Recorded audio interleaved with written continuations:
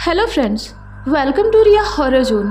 तो चलिए आज की कहानी की ओर। उस रात बहुत जोरों की बारिश हो रही थी और हर जगह पानी भर गया था।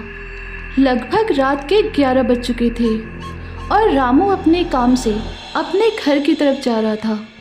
लेकिन रास्ते में इतना पानी भर चुका था कि उसे अपने घर जाने का सही रास्ता नहीं मिल रहा था।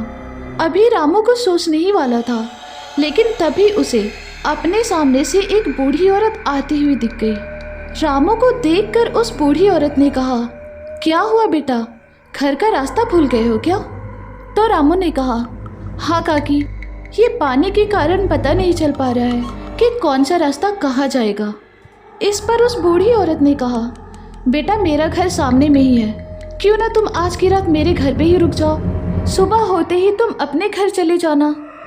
अभी रामू कुछ सोचने ही वाला था कि तभी उस बूढ़ी औरत ने कहा, सोचो मत बेटा, मैं तुम्हारी माँ जैसी हूँ। वैसे भी काफ़ी रात हो चुकी है और बारिश भी बहुत तेज हो रही है, और इन रास्तों का तो आज पूछो मत। इसलिए कहती हूँ आज की रात तुम मेरे घर चलो। उसके बाद रामू उस औरत के साथ उसके घर चला गया। फिर उस औरत ने रामू को सोने के लिए एक कमरा दे दिया और रामू वहीं पर सो गया। फिर अचानक आधी रात को किसी आवाज़ से रामू की नींद खुल गई। उस आवाज़ से ऐसा लग रहा था जैसे कोई तो पत्थर पर घिस घिस कर चाकू में धार लगा रहा हो। वो सुनकर रामू अपने कमरे से बाहर आ गया और उसने देखा तो वो आवाज़ रसोई घर से आ रही थी। उसके बाद रामू रसोई के पास चला गया और जब उसने चुपके से अंदर की ओर देखा तो वही बूढ़ी औरत एक पत्थर पर चाकू से धार लगा रही थी।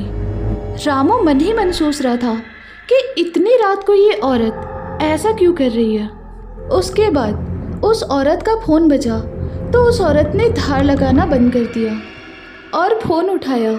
वो किसी से बात करने लगी। वो कह रही थी, सुनो, एक आदमी मेरे जाल में फंसा है, तुम जल्दी आ जाओ, आज तुम्हें बहुत अच्छी दावत दूंगी। उसके बाद उसने कॉल कट किया और फिर से धार लगाने लगी। ये सब सुनने के बाद रामू समझ चुका था कि उसके साथ आज क्या होने वाला है। वो बहुत ही ज़्यादा डर गया था। फिर उसने एक तरकीब लगाई। उसने रसोई का दरवाज़ा बाहर से बंद कर दिया और दरवाज़ा बंद होते ही उस औरत को पता चल गया। वो गुस्से में चिल्लाने लगी, लेकिन रामू ने उसकी आवाज़ को अनसुना कर दिया और तेजी से वहाँ से भाग गया। फिर जैसे तैसे करके भागते हुए वो अपने घर पहुँचा और फिर वहाँ जाकर उसने राहत की सांस ली।